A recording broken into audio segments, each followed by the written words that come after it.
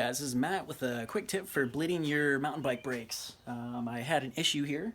I literally just bled the rear brake and the front brake right before I took it out for a mountain bike ride here yesterday. And it seems like the back one is actually working, but it started to not work on the front. So back, as you can tell right now, it's working. Very good. That's what you want. I like it nice and tight, even though it doesn't really give you too much modulation. And modulation, what that actually is, you know, instead of just tapping it like that and having your brakes lock up, it usually just modulates to how much pressure you actually put on the brake lever itself. So that's like really low and then really high lockup tire kind of thing right there. Definitely fixed this guy here because it's really not working too well at all. If you look down here, that's where the brake is, and that little bolt right there is what you need to take out. And then you stick your tool up to that, squirt in some fluid, go straight up through the line to this guy, and then you got that little bolt right there, the Torx, and you just take that out. So you're going to need two of these guys, one screw on the top, one screw on the bottom. You're also going to need the Torx to unscrew it, and then you're also going to need the brake fluid. So this is what I usually use, the DOT 5.1 brake fluid from Finish Line, which is a really good product there. All right, let's get started. Okay, so basically where we're going to start is right there. We're going to take this Torx and stick it in there. And we're going to undo this first, okay? Take that the whole way out.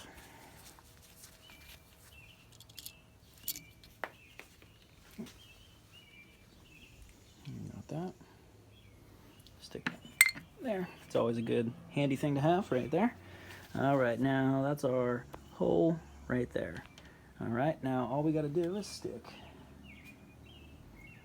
this guy into here. Let me screw this on real quick.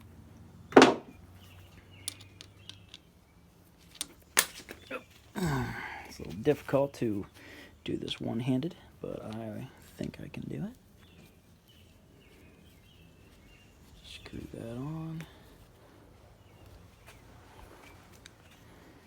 Alright, and what you want to do is kind of prime the line here. You want to get a suction on this and then crimp it off right here. So you just want to basically pull this up first, and then once you pull that up, hold it up and crimp that right there. So it creates a suction on the line to pull it up, so that whenever you do unscrew that down there, then it's not just going to bleed the whole way down through and you got a big pile on their floor. Okay, so top is primed and ready. You see that up there? All right, now we're going to move down to the bottom. Before I start unscrewing down there, I do like to get this filled first with some fluid. So basically I just pop it in there and I just suck it full. You really don't need that much in there, but I like to put a little bit more than I need just so that I don't use it all and then end up getting a bubble afterwards, and then we're having to re-bleed all of this all over again because you got an air bubble in your brake line. So take this off, set that guy there, put the cover on. We'll move down here, and that is the one that you're going to want to do right there. Okay, but first things first, grab a good towel. You're really actually supposed to take all of this shit off so it doesn't bleed everywhere, but we don't have time for that because I'm doing this on my lunch break. So let me unscrew this guy here.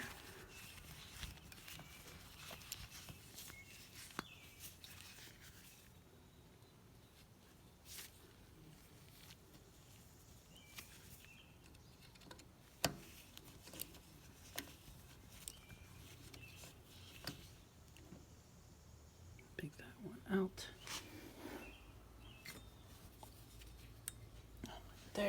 All right, now you see right there, we're not bleeding out or anything because I have that line charged. Now we're just gonna take this other one, squeeze her in there.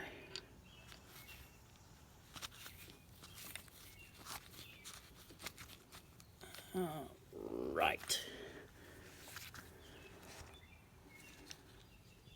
Now, see, when you have this like this, you're going to have some sort of bubble in there, unless you actually bleed it out properly before, but you do waste some fluid by doing that. So I like to actually just hold it up like this whenever I push it in, because it keeps the bubble up in the very top there. So let's basically get this taken care of. Now what you're going to end up doing, leave this like this until you get it full.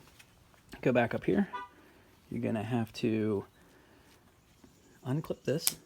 All right, now that puts pressure back off the line, and you should be able to literally just push this, and it fills the whole line up, and then it should push it out of that. So whenever I push this in here, I leave that up, start pushing here, and it starts leaking out. Well, not leaking, but just pushing all the fluid through the entire way. If you look in there, yeah, we got all the fluid and we're good. So we're gonna leave that there, just like that. And then we're gonna recharge the line again by pushing this back up. And then we're gonna push some fluid back into the system. And it's not going anywhere. So we're push that there, unscrew the top.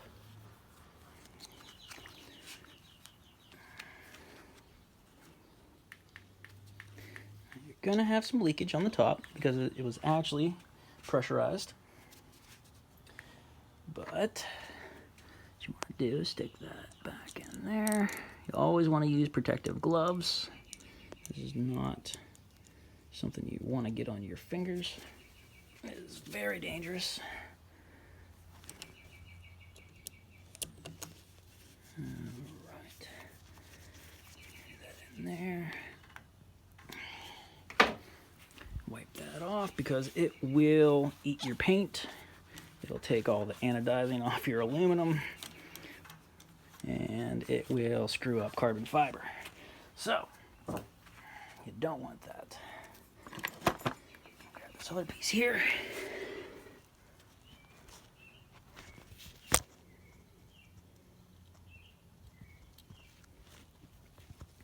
Okay, now we're gonna unscrew this.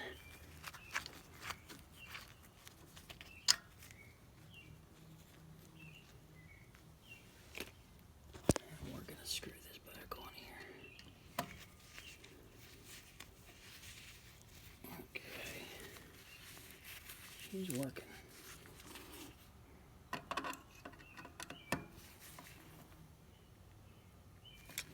Alright, nice and tight.